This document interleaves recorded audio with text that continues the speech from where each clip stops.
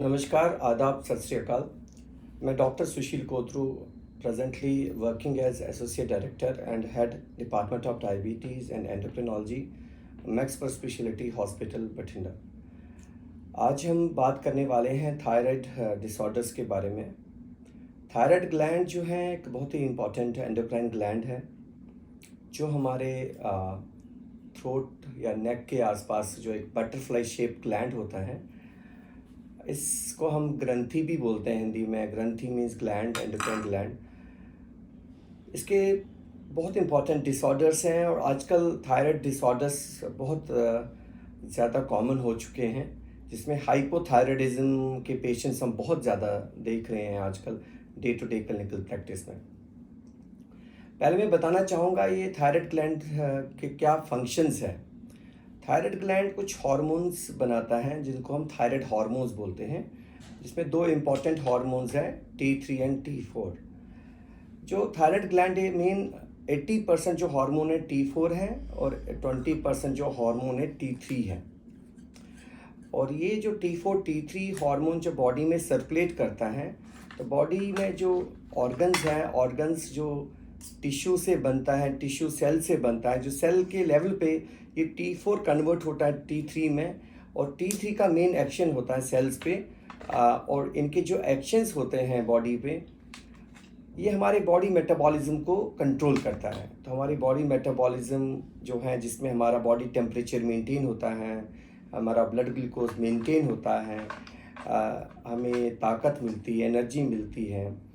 बच्चे जब पैदा होने के बाद उनके ब्रेन फंक्शन के लिए इम्पॉर्टेंट है, जो न्यूरॉन्स हैं, ब्रेन के सेल्स हैं, नर्व सेल्स हैं, उनकी ब्रांचिंग के लिए, उनकी मैचुरेशन के लिए बहुत इम्पॉर्टेंट है, ग्रोथ के लिए इम्पॉर्टेंट है, मसल्स के लिए इम्पॉर्टेंट है, बोन्स के लिए इम्पॉर्टेंट है। तो ये ऑलमोस्ट पेट के फंक्शन के लिए इम्पॉर्टेंट है। तो हर किसी बॉडी ऑर्गन सिस्टम के लिए इम्पॉर्टेंट है। ये मेटाबॉलिज्म के लिए इम्पॉर्टेंट है, तो सारा मेटाबॉलिज्म जो बॉडी का है सब कुछ इम्पॉर्टेंट है। हार्ट वर्किंग के लिए भी इम्पॉर्टेंट है। तो T3 T4 ग्लैंड से बनता है, और मैंने जैसे बताया T4 मेन बनता है, T3 कम बनता है। बट जो टिश्यूज़ और या सेल्स पे जो मेन हार्मोन एक्ट करता है, जो वो T3 है। तो इन हार्मोन्स को कुछ कंट्रोल है वो ब्रेन से होता है। ब्रेन में एक्स्ट्रा एक ग्रंथि होता है जो मटर के दाने के आसपास होता है, पिट्यूटरी ग्लैंड, जिसको मास्टर ग्लैंड बोलते हैं, जो वो कंट्रोल करता है बॉडी के अलग अलग एंडोक्राइन ग्लैंड्स को। वहाँ से एक हार्मोन निकलता है TSH, और पिट्यूटरी को ऊपर से कंट्रोल करता है हाइपोथैलेमस। पिट्यूटरी से भी ऊपर एक एक्स्ट्रा ग्लैंड होता है हाइपोथैलेमस, वहाँ से निकलता है TRH। तो मेन कहने का मकसद ये है कि जो TSH होता है जो पिट्यूटरी से आता है, वो थायराइड पे एक्ट करके T4 T3 का रिलीज को कंट्रोल करता है। अगर बॉडी में T4 T3 बढ़ेगा, वो जाके TSH को सप्रेस करता है, जो पिट्यूटरी के TSH को सप्रेस करता है, सो दैट T4 T3 को कंट्रोल में रखा जाए। और अगर T3 T4 कम हो जाए तो क्या होगा, TSH का लेवल फिर बढ़ेगा, सो दैट वो बॉडी कंपनसेट करती है कि T3 T4 का लेवल नॉर्मल रहे।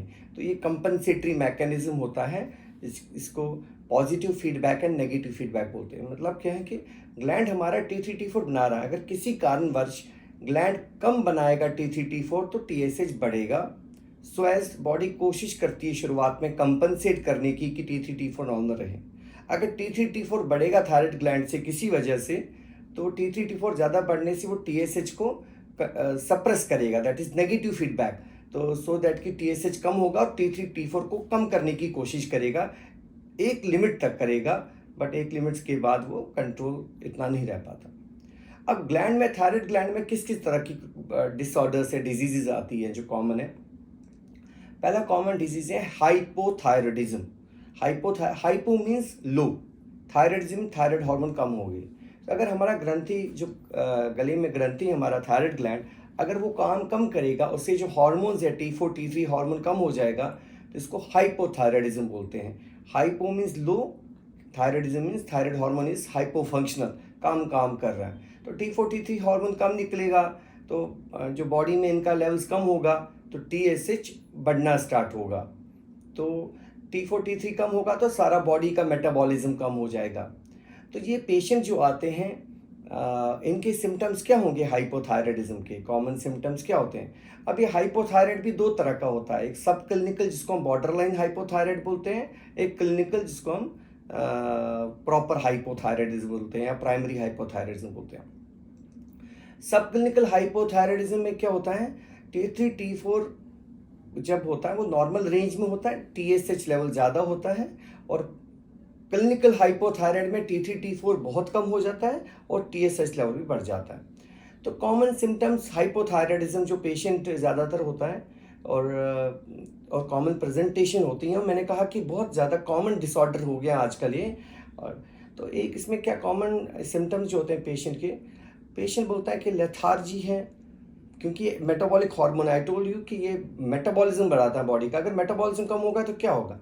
पेशेंट के सिम्टम्स होंगे थकान, फैटिगेबिलिटी, लेथार्जी, सुस्ती, dryness of skin, hair loss हो सकता है पेशेंट्स का, ये पानी रिटेन हो जाता है बॉडी में, स्वेलिंग आ जाती है बॉडी में, वेट गेन, जब मेटाबॉलिज्म कम होगा तो क्या होगा? वेट गेन होता है पेशेंट का, स्वेलिंग आ सकती है, लेथार्जी, वीकनेस जैसे मैंने पहले कहा, हेयर फॉल मैंने कहा, ड्राइनेस ऑफ स्किन मैंने कहा, Disney on exertion, muscle weakness की वजह से पेशेंट वॉकिंग के बाद बोल सकता है कि सांस फूल रहा है मेरा। अच्छा, जब पेट की मोटिलिटी कम होगी तो कॉन्स्टिपेशन हो सकता है पेशेंट्स को, और इन पेशेंट्स में ब्लड प्रेशर, ज़्यादातर नीचे वाला ब्लड प्रेशर जिसको हम डायस्टोलिक ब्लड प्रेशर बोलते हैं वो बढ़ जाता है। जैसे मान लीजिए पेशेंट का ऊपर वाला 130 होगा, नीचे वाला 100 हो सकता है, जिसको डायस्टोलिक ब्लड प्रेशर बोलते हैं, वो बढ़ जाता है। कुछ पेशेंट्स का जो आईब्रोज की लेटरल 1/3 आई जो है, लेटरल साइड जो हाफ एम आईब्रोज कम हो जाते हैं। तो ये कॉमन सिम्टम्स, अगर कोई पेशेंट हमारे पास आता है कि डॉक्टर साहब मेरा वेट गेन हो रहा है, मेरी स्किन में ड्राइनेस आना स्टार्ट हो गई है, मेरा हेयर फॉल हो रहा है, मुझे स्वेलिंग आ रही है, मेरी पेरी ऑर्बिटल पफिनेस, फेस पे पफिनेस आना स्टार्ट हो गई है, मुझे लेथार्जी रह रही है, नींद सी ज़्यादा रहती है, एनर्जी नहीं रहती बॉडी में, और ये सारे सिम्टम्स कॉमन, जैसे कोई पेशेंट लेके आता तो हमें सस्पिशन रहता है कि हाइपोथायराइड नहीं हो, तो उन पेशेंट्स को हम एडवाइस करते हैं TSH टेस्ट, वो स्क्रीनिंग टेस्ट है। तो ये कॉमन कॉज क्या है हाइपोथायराइड का, क्यों ये हाइपोथायराइड ग्लैंड हाइपो फंक्शन हो जाता है? तो एक तो अगर बच्चा जब पैदा होता है, अगर मदर के पेट में ही उनका थायराइड ग्लैंड प्रॉपर नहीं बनेगा, उसको कंजेनेटल हाइपोथायराइड बोलते हैं। तो बच्चा अगर हाइपोथायराइड पैदा होता है, कंजेनेटल हाइपोथायराइड, अगर उनको टाइमली डायग्नोज नहीं किया जाए डिलीवरी के टाइम और 2 वीक्स के अंदर ट्रीटमेंट स्टार्ट नहीं किया जाए, उस बच्चे का ब्रेन भी प्रॉपर डेवलप नहीं होगा, तो उनमें मेंटल रिटार्डेशन होती है। तो इसलिए बहुत बहुत ज़रूरी है, जो हमारे पीडियाट्रिशियंस हैं, तो जो बच्चे डिलीवरी के टाइम, उनको प्रॉपरली डायग्नोज करना ज़रूरी है at the time of delivery, at the time of birth. But जो एक्वायर्ड हाइपोथायराइड हैं, जो बाद में डायग्नोज होता है, जो कॉमन पेशेंट्स आते हैं, तो उनमें क्या रीजंस हो सकते हैं? पहले रीज़न होता था कि एंडेमिक गोइटर, जिसको हम बोलते थे आयोडीन डिफिशिएंसी। तो बिफोर आयोडीनाइजेशन ऑफ सॉल्ट, जो लोग पहाड़ी एरियाज़ में रहते थे, जहाँ वो क्या होता था, बहुत ज़्यादा बारिश होने की वजह से जो पूरा लीचिंग हो जाता था आयोडीन का, कि वहाँ जो भी सॉइल में जो भी सब्जियां उगाई जाती थी उसमें आयोडीन कम होता था।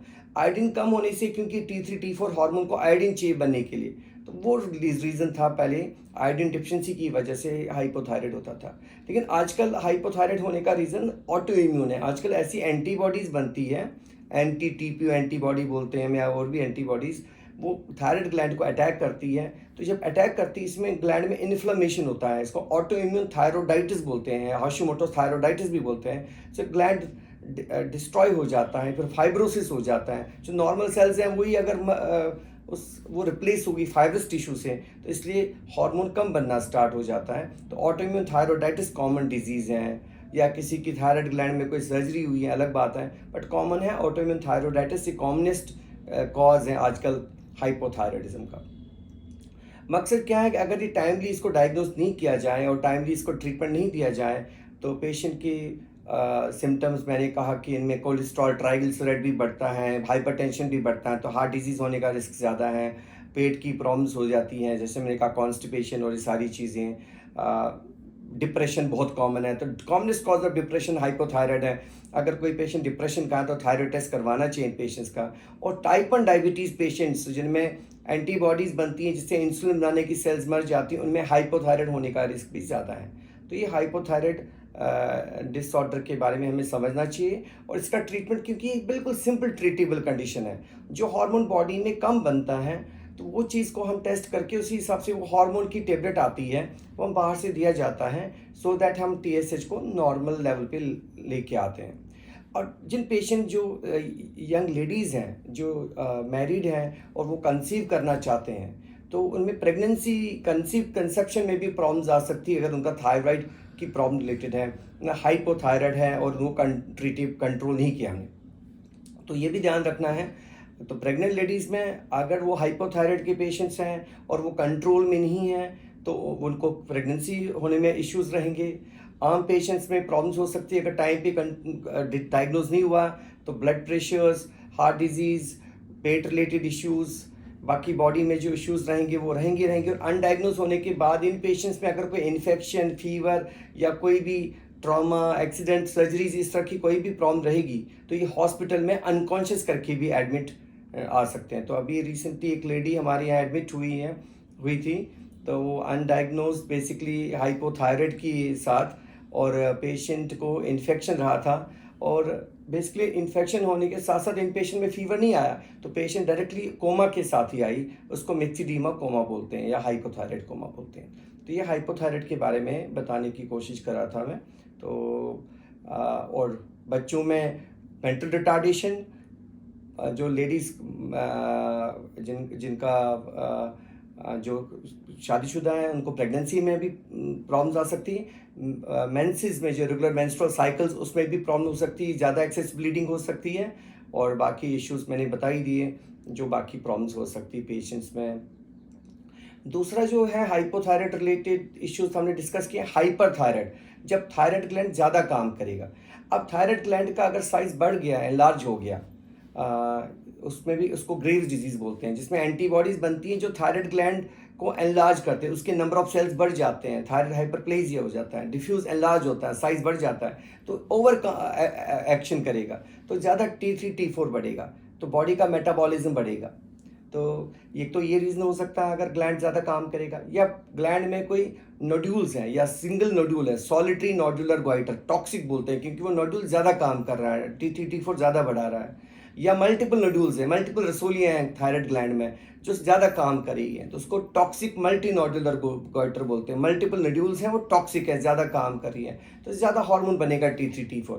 तो इनमें थायरोटॉक्सिकोसिस जिसको बोलते हैं या हाइपरथायराइडिज्म बोलते हैं, इसमें T3 T4 ज़्यादा बढ़ेगा तो TSH डाउन हो जाएगा जब हम टेस्ट कराएंगे। तो T3 T4 बढ़ने से हाइपर मेटाबॉलिज्म होगा, मेटाबॉलिज्म ज़्यादा होगा तो पेशेंट को क्या होगा, हीट इंटॉलरेंस होगी, गर्मी बर्दाश्त नहीं होगी। और हाइपोथायराइडिज्म में क्या होगा, कोल्ड इंटॉलरेंस।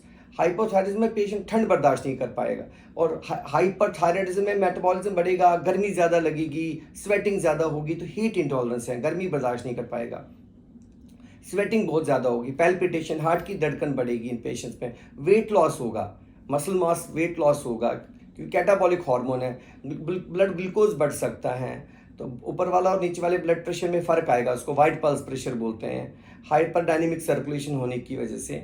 तो इन पेशेंट्स में और भी इश्यूज आते हैं कि अगर ग्रेव्स डिजीज़ हैं तो इनकी आंखें बड़ी हो जाती हैं, ग्रेव्स ऑप्थेल्मोपैथी बोलते हैं। तो वो भी कुछ पेशेंट्स में वो क्योंकि ऑटोइम्यून डिजीज़ है, अपनी खुद की एंटीबॉडी थायराइड ग्लैंड को अटैक करती हैं, वो आइज़ को भी अटैक कर सकती है, तो वो देखना ज़रूरी इन पेशेंट में आइज़ पे कोई असर तो नहीं है। तो हाइपरथायराइडिज्म का रीज़न है या तो ग्रेव्स डिजीज़ हैं या ग्लैंड में कोई एक रसोली है जो ज़्यादा काम कर रही हैं, या मल्टीपल रसोलियाँ हैं वो ज़्यादा काम कर रही हैं, उससे थायराइड हार्मोन T3 T4 ज़्यादा बनेगा, TSH डाउन होगा, पेशेंट को धड़कन बढ़ेगी, पसीना ज़्यादा आएगा, गर्मी ज़्यादा लगेगी, वेट लॉस होगा, मसल ब्रेकडाउन होगा, हड्डियाँ वीक होगी, टेम्परेचर बर्दाश्त नहीं होगा, पेट की मोटिलिटी बढ़ेगी, तो डायरिया होगा इन पेशेंट्स में। तो ये और कंपन, ट्रमलसनेस जो होते हैं ना, कंपन भी ज़्यादा होगी इन पेशेंट्स में।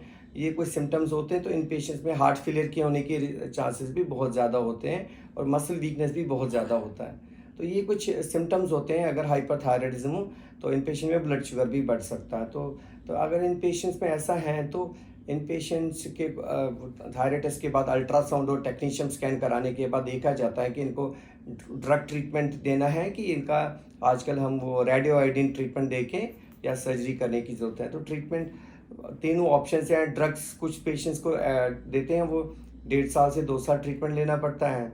और कुछ पेशेंट्स को अगर ड्रग ट्रीटमेंट से कंट्रोल नहीं होता ग्रेव्स डिजीज़, कुछ पेशेंट में रसोलियाँ हैं, एक या मल्टीपल रसोलियाँ, तो उसके लिए हम रेडियो आयोडीन ट्रीटमेंट देते हैं, सर्जरी का भी ऑप्शन होता है। तीसरा कॉमन कंडीशन थायराइड की प्रॉब्लम है कैंसर्स, थायराइड कैंसर्स होते हैं। और सबसे जो एक फेवरेबल बात है कि थायराइड कैंसर्स अगर टाइमली डायग्नोज किया जाए वो क्योरेबल है।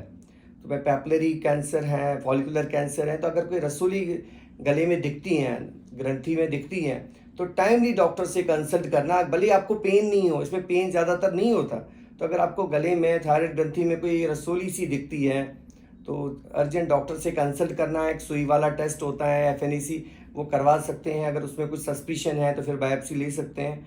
तो डॉक्टर को कंसल्ट करना ज़रूरी है। टाइमली डायग्नोज करने से क्योरेबल है, एक्सेप्ट कुछ कैंसर्स जिनमें प्रॉब्लम्स आ सकती हैं, लाइक मेडुलरी कार्सिनोमा या एनाप्लास्टिक कार्सिनोमा। तो ये चीज़ ज़रूरी है कि ज़्यादातर कैंसर्स जो थायराइड के हैं वो पैपिलरी और मेडुलरी कार्सिनोमा है, वो क्योरेबल हैं। तो ये कुछ डिसऑर्डर्स हैं कॉमन जो हम थायराइड ग्लैंड के बारे में हम डिस्कस कर रहे थे। तो हाइपोथायराइडिज्म बहुत कॉमन है आजकल, और रीज़न है कि ऑटोइम्यून थायराइडाइटिस से ऑटो एंटीबॉडी से। हाइपरथायराइडिज्म भी आजकल खूब अच्छे नंबर ऑफ पेशेंट्स आ रहे हैं, तो वो भी ट्रीटेबल है। और थायराइड कैंसर्स का हमें हर समय सस्पिशन दिमाग में रखना चाहिए। अगर कोई रसोली है गले में, स्पेशली ग्रंथि में है, और भले आपको हाइपोथायराइड हाइपरथायराइड कुछ भी नहीं है, बट रसोली है ग्रंथि में, तो इसका टेस्ट करवाना ज़रूरी है। टाइमली डॉक्टर से कंसल्ट करना ज़रूरी है। ये कुछ एक ग्रॉस ओवरव्यू थोड़ा सा जानकारी हम थायराइड ग्लैंड के बारे में देना चाहते हैं। और बाकी आप सब्सक्राइब कर सकते हैं हमारी यूट्यूब चैनल डॉक्टर सुशील कोथरू के नाम से फॉर फर्दर इन्फॉर्मेशन, जिसकी हमने FNAC के बारे में भी जानकारी दी है। सुई वाला टेस्ट कब करना चाहिए, क्यों करना चाहिए अगर थायराइड ग्लैंड में ग्रंथि में कोई रसोली हो, और बाकी जानकारी डायबिटीज़ और बाकी हार्मोनल डिसऑर्डर्स के बारे में भी ले सकते हैं। Thank you.